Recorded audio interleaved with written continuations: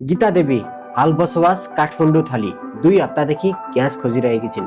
उनी भन्छन् ग्यासको सिलिन्डर छोडेको 2 हप्ता भयो, अझै पनि पालो पुर्दैछु। 3 बच्चा छन्, स्कुल जान्छन्, भान्सा चल्नुपर्छ, तर सिलिन्डर छैन। रामशरण खड्का 3 घण्टा लाइनमा उभिए। उनी भन्छन् आधा सिलिन्डर मात्र पाइन्छ रे, त्यही पनि भएन, अझै पर्खिनु पर्छ। आधा सिलिन्डर आधा दाम भने होइन, पर्छ त रु 955। नेपाल आयल निगम भन्छ सप्लाई नर्मल छ, इन्डियन आयल निगम भन्छ नेपाललाई कुनै कमी छैन। तर काठमाडौँमा मान्छेहरू घन्टौँ लाइनमा उभिएका छन्, त्यो पनि आधा सिलिन्डरको लागि। यदि सबै नर्मल छ भने भान्सामा ग्यास किन पुगेन? नेपालले आफ्नो इतिहासमा एकपटक पनि आफ्नो माटोबाट पेट्रोलियम निकालेको छैन। 100% शून्य रिजर्भ, शून्य रिफाइनरी, शून्य पाइपलाइन। सन् 1974 मा नेपाल आयल निगम र इन्डियन आयल निगम बीच सम्झौता भयो। त्यही सम्झौता आज पनि चल्छ। यो सम्झौता भएको 52 वर्ष भयो र आज पनि एउटै सप्लायर, एउटै सिस्टम। सन् 1993 र 94 को बीचमा नेपालले 9000 टन भन्दा बढीको एलपीजी उपभोग गर्यो। अब सोच्नुहोस् नेपालले अहिलेको समयमा कति उपभोग गर्छ होला? हामीले प्रत्येक महिना 45,000 टनदेखि 46,000 टनसम्म उपभोग गर्ने गर्छौँ, जुन हामीले हिसाब गर्दा 213%ले वृद्धि भएको छ विगत 3 दशकमा। तर इन्फ्रास्ट्रक्चर उही छ। नेपालमा लगभग 66 लाख भन्दा बढी घर परिवार छन्। 43% करिब 30 लाख भन्दा बढी परिवारले खाना पकाउनको लागि एलपीजी प्रयोग गर्ने गर्छन्। बागमती अञ्चलमा काठमाडौँ उपत्यका सहित लगभग 15 लाख घर परिवार छन्। त्यसमध्ये पनि 70% भन्दा बढीले एलपीजी प्रयोग गर्ने गर्छन्। यस उपत्यकाको डिमान्डलाई भरपाई गर्न दिनमा करिब 40 देखि 50 वटा एलपीजी बुलेट्स आउनुपर्छ। एउटा बुलेटमा लगभग 1400 सिलिन्डर हुन्छ।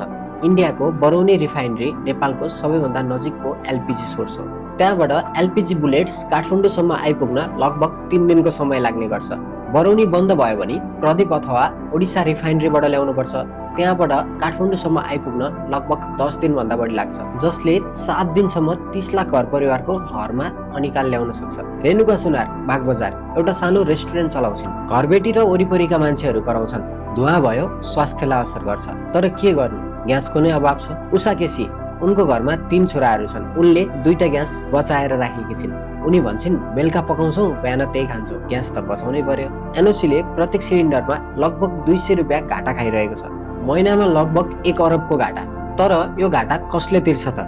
तपाईहरूले फ्लाइटको टिकट किन्दा एनओसीले एभिएसन फ्युलमा एक्स्ट्रा ट्याक्स लगाएर त्यसको पूर्ति गर्ने गर्छ। मतलब ग्यास सस्तो राख्न तपाईहरूको प्लेनको टिकट महँगो बनाइएको छ। हालको समयमा पश्चिम एसियन केही मुलुकहरूमा द्वन्द भइरहेको छ। ग्लोबल एलपीजी मार्केटमा नै ग्यासको सर्टेज सुरु भएको छ। नेपालमा त 100% बाहिरबाट आउँछ।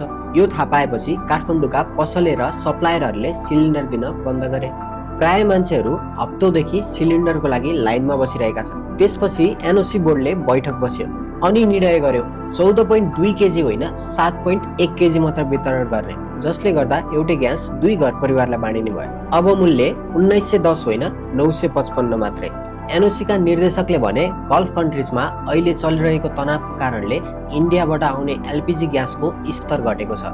तर उपनिर्देशक मनोज कुमार ठाकुरका अनुसार सप्लाई नर्मल छ, मान्छेहरू आत्तिएर मात्रै सर्टेज देखिएको। एकै निकायका 2 अधिकारी अनि 2 फरक कुरा। नेपालको डेली एलपीजी रिक्वायरमेन्ट 70 देखि 75 बुलेट्स मात्र हुन्, तर इन्डियाबाट डेली 80 देखि 90 बुलेट आउने गर्छ। कागजमा सप्लाई पुगेको छ, तर भान्सामा सिलिन्डर छैन। त्यसो भए कहाँ छ त ग्यास? एनओसीले आफै स्वीकार गर्यो कमर्सियल युजरले बल्कमा ग्यास किनेर राखेका थिए, जसले गर्दा सप्लाई चेनमा प्रब्लम हुन गयो।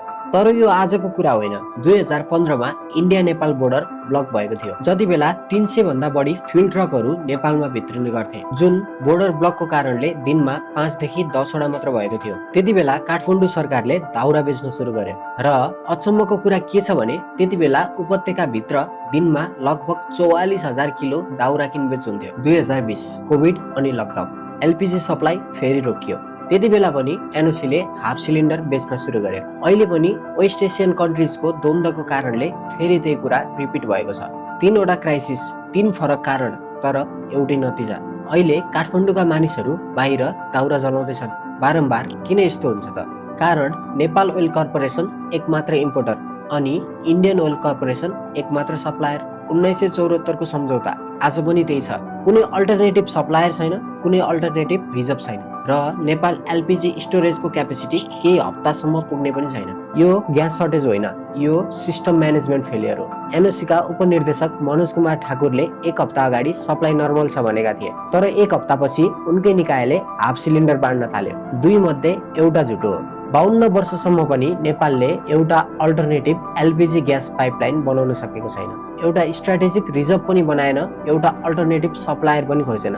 नेपालको हाइड्रो पावरमा 6000 मेगावाट भन्दा बढीको पोटेन्सियल छ, तर एनओसीले एलपीजी सब्सिडिज गरिरह्यो, इलेक्ट्रिक कुकिङमा कहिल्यै फोकस नै गरेन, किनभने एनओसी को प्रॉफिट नै एलपीजीमा निर्भर छ। यो क्राइसिस जबसम्म द्वन्द हुन्छ तबसम्म चलि नै रहन्छ। नेपालमा बिजुली छ, सरप्लस पनि छ। इलेक्ट्रिक कुकिङ प्रमोट गर, एलपीजी सब्सिडिज नगर। स्ट्राटेजिक एलपीजी रिजर्भ बनाऊ, कोटा सिस्टम फिक्स गरौँ, भान्सामा चुलो बल्न पर्यो। तर त्यो आगो इन्डियाको रिफाइनरीमा होइन, नेपालको निर्णयमा भर पर्न पर्यो। यो हाम्रो भान्सा हो र यसको नियन्त्रण पनि हाम्रै हातमा हुनुपर्छ। तपाईहरुलाई हाम्रो यो भिडियो कतिको इन्फर्मेटिभ लाग्यो भने शेयर गर्न, लाइक गर्न र सब्स्क्राइब गर्न नबिर्सिनु होला। र तपाईहरुलाई यो दुईटा टपिकमा कुन टपिक मन पर्छ हेर्न नभुल्नु होला।